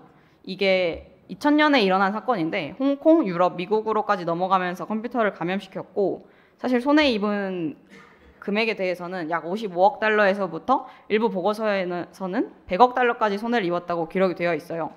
그래서 이 바이러스 때문에 당시에 인터넷에 연결되어 있는 전 세계 컴퓨터 중에 10%나 영향을 받았다고 되어 있거든요. 근데 이 사건을 벌인 사람들이 애초에 체포가 잘 안 됐어요. 왜냐하면 그땐 사이버 관련 법이 없었고 그리고 석방되었고 애초에 기소가 안 됐거든요. 근데 만약에 이런 사건이 클라우드 컴퓨팅 시대에 퍼진다라고 하면은 앞서 말했던 것처럼 클라우드 서버는 굉장히 어디 한 특정을 지울 수 없잖아요. 그래서 잡기가 어려워지고 우리는 이런 환경이 도래되고 있다는 걸 인지하고 있는데도 법안에서는 준비가 잘 안 되어 있는 게 사실은 현실이지 않나? 라고 생각하고 그리고 사전에 온전히 이런 사건이 일어나지 않도록 예방하기는 어려울지라도 부다페스트 같은 조약에 가입해서 이런 문제가 현대에 발생했을 때 이런 법안 문제에서 보완을 할 수 있다고 생각하고 그리고 하나 사건을 더 말씀드리자면 I love you 같은 경우에는 2000년이라서 더 와닿지 않으실 수 있는데 작년에 굉장히 이 사이버 보안에 관심이 있으신 분들이라면 한 번쯤 들어보셨을 랩서스 해킹 단체 사건이 있는데 이거는 임직원 계정 정보를 통해서 사용자 PC에 접근해서 해킹을 했던 건데 사실 I love you와 랩서스 같은 경우에는 둘 다 수법이 굉장히 단순해요. 근데 작년에 굉장히 우리나라 삼성 또한 공격받고 미국에서는 마이크로소프트도 공격받고 이메일을 보내서 또 감염시키고 심지어 이 랩서스 해킹 단체 같은 경우에는 중고등학생 10대였어요. 그래서 둘 다 단순한 수법의 해킹인데 우리는 22년이라는 시간 동안에 아무런 조치도 못하고 똑같은 단순한 수법에 당할 수밖에 없던 거죠.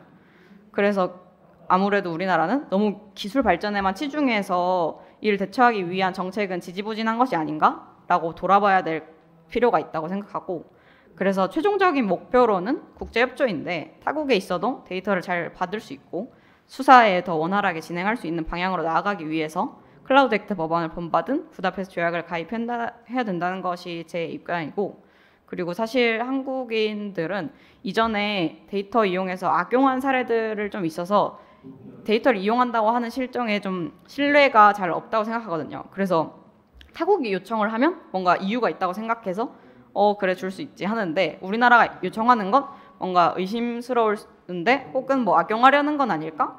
아니면 그게 불법적으로 쓰이지 않는다는 거는 어떻게 확인하지? 라는 이런 생각이 있다고 생각하는데, 이런 걸 완화할 수 있는 게 조약을 가입하는 거라고 생각하거든요. 그래서 최종적인 건 그거라고 말씀드리고 싶고, 또 마지막으로 하나 더 언급드리자면 OECD 국가에서 우리나라만 감청법을 정식적으로 시행하지 않고 있어요. 그래서 이렇게 한국의 데이터 이용의 신뢰도가 낮은 상황에서 기술적인 면은 굉장히 충분하다고 생각하거든요, 우리가. 그래서 법 편한적인 면에서 약한 우리나라가 클라우드 법을 본받아서 최종적으로는 사이버 범죄 수사에 발전에 더 한 걸음을 내디딜 수 있었으면 좋겠고, 유엔 국장님께서 말씀하신 것처럼 선진적인 사이버 안보 체계 구축을 위해서 더 노력해야 된다고 생각하는 바입니다. 감사합니다.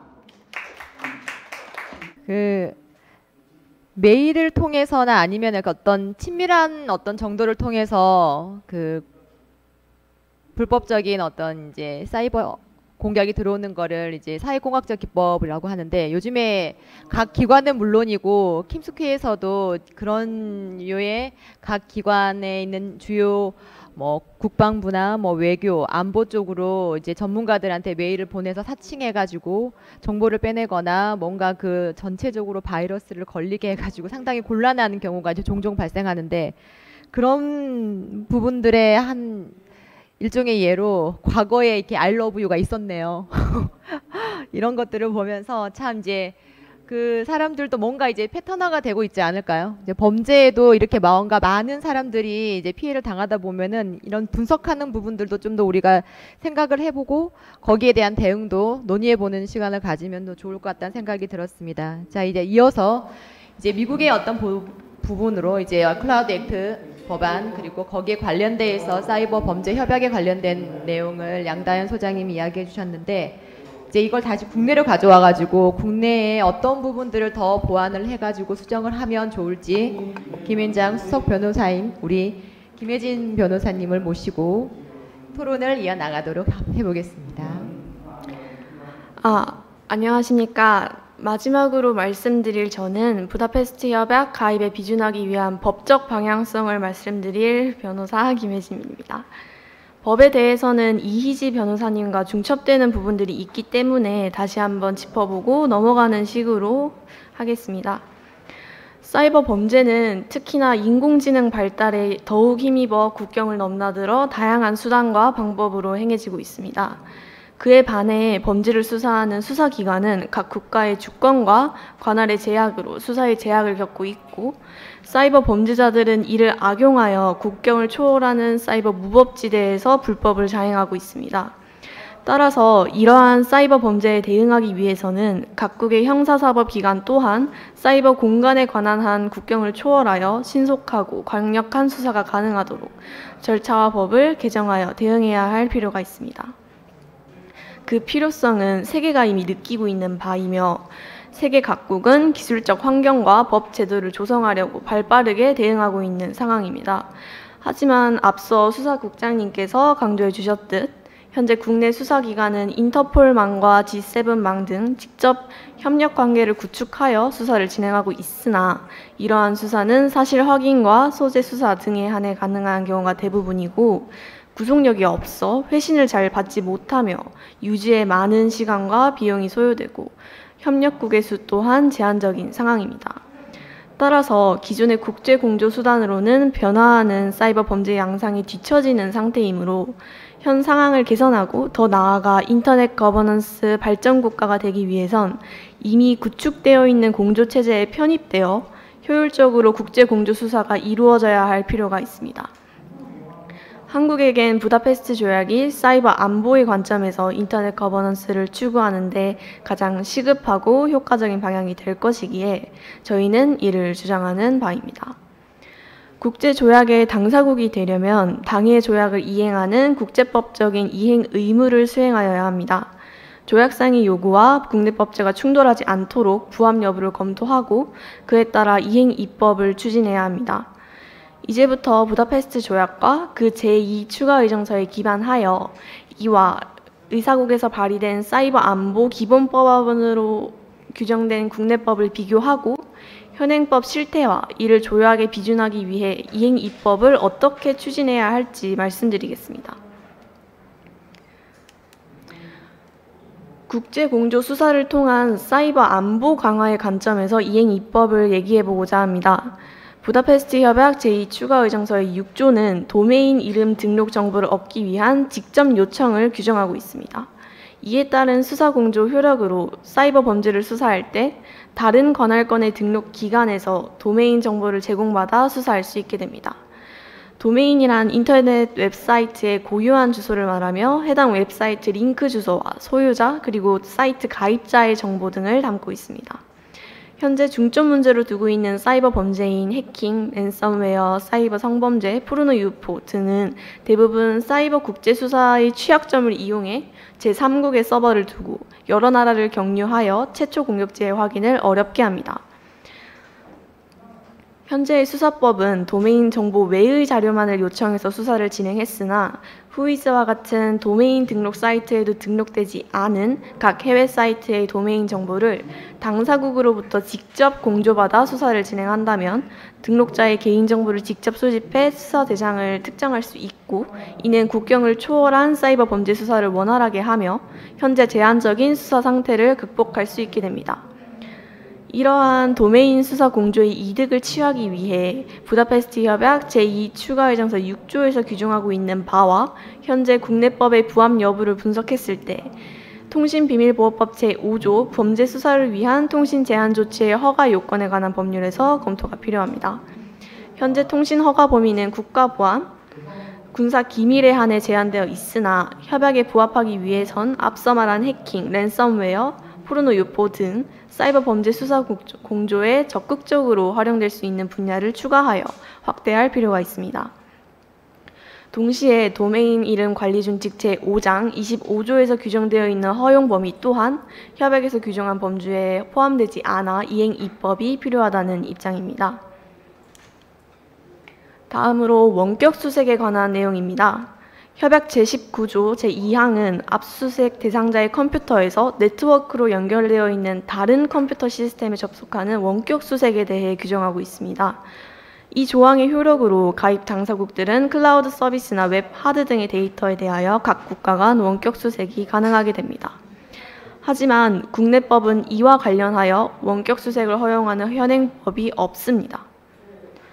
전통적인 압수수색에서 정립되어 있는 장소의 특정성뿐 사이버 범죄에서 인터넷 서비스를 이용한 데이터에 대한 접근 권한 유무는 정립되어 있지 않습니다. 따라서 원격 수색과 데이터 접근 권한 여부를 결정하는 국내법의 입법을 상세히 검토하여 진행해야 합니다. 수사 실무상 이메일 압수, 해외 인터넷 가입자 데이터 압수 등 클라우드나 웹 하드 등에 들어있는 데이터들은 국가 간 직접 원격 수색 없이는 수사 자체가 진행되기 어렵습니다. 중요 데이터가 다른 컴퓨터 시스템에 저장되어 있을 경우 그 데이터를 압수하기 위해서는 압수수색 영장을 발부 및 집행하여야 하는데 현행법으로는 외국 인터넷 서비스 제공자에게는 그 집행 절차가 쉽지 않을 뿐만 아니라 소재국 간의 주권 문제 또한 발생합니다. 이러한 한계는 도감청 수사에서도 드러나 범죄 수사의 발목을 잡고 있습니다. 앞서 또 수사국장님께서 짚어주셨듯 미국이 감청통신지원법을 통해 통신사업자와 협조하여 체계적인 수사를 진행하는 반면 현재 국내는 데이터의 암호화 기술이 적용되어 실시간 감청이 불가능하며 원격 압수수색이 규정되어 있지 않아 자료 요청에도 강제적 의무가 없기 때문에 요구에 대부분 불응하는 등 범죄 수사에 어려움을 겪고 있습니다. 따라서 발빠르고 신속한 수사 공조를 실현하고 데이터 압수수색을 이용한 수사력 강화가 필수적인 사항이므로 국내법의 데이터 원격 수색 허용 범위와 행정 절차를 새로 정립하고 더 개방적으로 협약에 비준해야 할 필요가 있습니다. 이렇듯 한국의 사이버 안보 관련 국내법 관련 실태가 글로벌 ICT 분야 선도 국가라는 명성에 걸맞지 않게 부진하고 있음에 경각심을 가져야 할 것입니다. 한국이 조약에 가입하여 인터넷 거버넌스를 실현하기 위해서는 법 분야는 개방적인 태세로 발전해야 하며 더 많은 법과 조항이 법학계에 의해 논의되어야 합니다. 법의 기능은 정당성을 지키는 것입니다. 사회의 규범을 옳게 유지하도록 기능해야 합니다. 그러므로 법의 원래 가치가 사이버 세상에서도 구현되도록 해야 합니다. 법의 기능은 협약으로의 가입은 단순히 범죄 수사 절차의 편리성 증진만이 아닙니다. 위험이 닥쳤을 때 해결하는 것만이 아니라 다가올 수 있는 위험 원천을 차단하는 것이 중대합니다. 현재까지 방어적이었던 인터넷 보안을 넘어서 선제적으로 강력한 보호의 태세를 드러내야 할 것입니다. 효율적인 국제 공조를 통한 수사력 강화, 범죄 해결 등 사이버 안보의 관점에서 인터넷 거버넌스를 확립하는 것은 궁극적으로 자국의 입지 강화와 국민의 권익 보호라는 결과로 이어질 것입니다. 따라서 우리는 사이버 범죄 협약, 부다페스트 협약의 가입을 긍정적으로 검토하며 나아가야 합니다. 이상으로 저의 의견은 여기까지입니다. 들어주셔서 감사합니다. 그 데이터의 접근 권한에 대한 부분들까지 언급해 주시면서 그 마지막 여러 가지 이제 우리가 협약에 가입해야 되는 필요성과 당위성에 대해서도 한번 이야기를 하고 생각을 해봤습니다. 좋은 의견과 내용들이 이제 참 많았습니다. 그리고 같이 이렇게 공부하면서 발표 토론하면서 굉장히 이제 여러 가지 이제 에피소드들이 많거든요. 그래서 여러분들이 이렇게 지지를 해주고 따뜻하게 응원해주는 이런 부분들이 이제 우리 이제 발제자와 토론자들한테는 큰 힘이 됐을 겁니다. 마지막으로 혹시 한마디 하는 우리 자문 자문 담당해 주셨던 이제 연구소장님 모시고 한마디 듣겠습니다. 이번 세션에 대해서 제가 자문을 맡았던 사이버안보연구소 소장 이진입니다. 보시다시피 이제 세션을 마무리한 걸로 보고 학생들이지만 진짜 현업에 있는 사람들이 어떻게 생각할까에 대해서 많이 고민한 결과로서 시나리오를 짜고 이렇게 모의토론 형식으로 진행을 하게 되었습니다. 이런 형식도 어찌 보면 낯간지러울 수도 있고 한데 그 사람의 입장에서 생각해보지 않으면 단순한 뭐랄까 그냥 심심한 발표회가 될 것 같다는 생각이 들더라고요. 그렇게 되면 안 되겠다라는 이유로 처음 이렇게 준비를 했고, 제가 이제 여기서 오늘 내용들의 대부분이 다 부다페스트 협약, 사이버 안보를 지키기 위해서 그 협약에 가입한 거에 대한 당위성 이런 부분을 했다면은 사실 여기까지 한 번도 얘기 안 했던 내용을 두 가지를 드리고 싶습니다. 우리나라에서도 이미 전자영장은 완료돼 있습니다. 준비가. 시스템이 완전히 준비가 돼 있고요. 그 전자영장의 내용은 영장주의에 의해서 어떤 대상에게 발부되고 어떤 대상을 압수할 거고 그 압수할 사람한테 고지하는 방법 이런 등등이 모두 법에 맞춰서 준비되어 있습니다. 하지만 그것을 실행을 할 곳은 영장을 제시하는 것은 수사관이고 수사관이 제시했을 때 그것을 받아줄 어떤 기관 또는 사람이 있어야 됩니다. 근데 그런 것들에 대해서 한쪽이 전자적으로 준비됐다고 해서 나머지들이 준비가 안 돼 있기 때문에 아직까지 실행되고 있지 않을 뿐 열심히 각 부처나 이런 기관들은 준비를 해나가고 있습니다. 아마 곧 이 부다페스트 협약에 즈음하여서 이것들이 실제로 실현될 것으로 보고 있습니다. 두 번째는 이 법 해석의 문제인데요. 법은 사실 사람이 해석합니다. 결과적으로는 똑같은 법도 법 조문의 문제가 아니고 판사님이 여러 가지 증거나 이런 거에 의해서 같은 비슷한 유사한 사건이라도 전혀 다른 판결이 나오는 경우가 많이 있음을 알고 계실 겁니다. 그 법 해석이라는 거는 검사도 하고요, 수사관도 하고 어떻게 보면 판사도 합니다.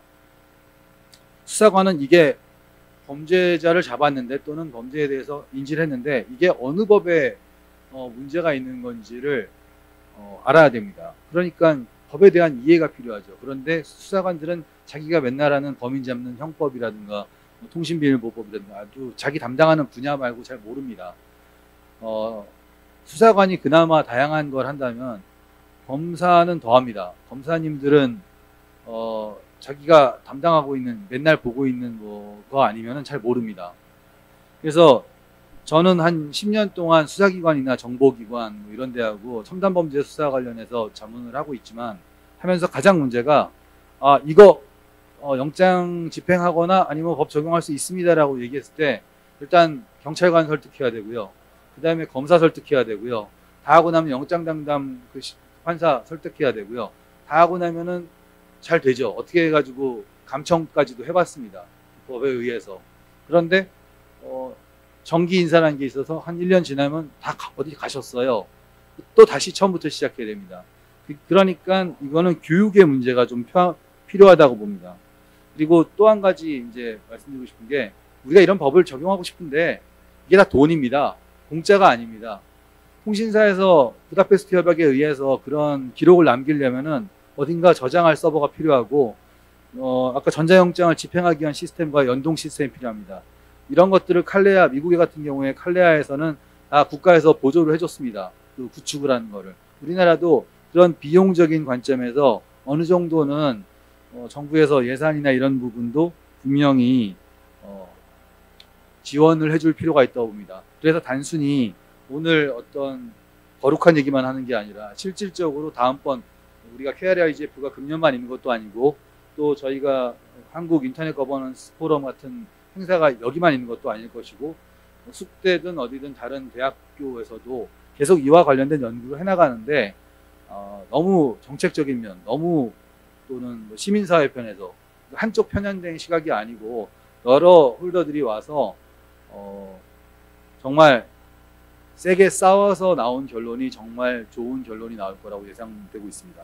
저도 그러한 일을 계속 해 나가기 위해서 필요한 최대한의 지원을 아끼지 않겠습니다. 오늘 들어주셔서 감사합니다.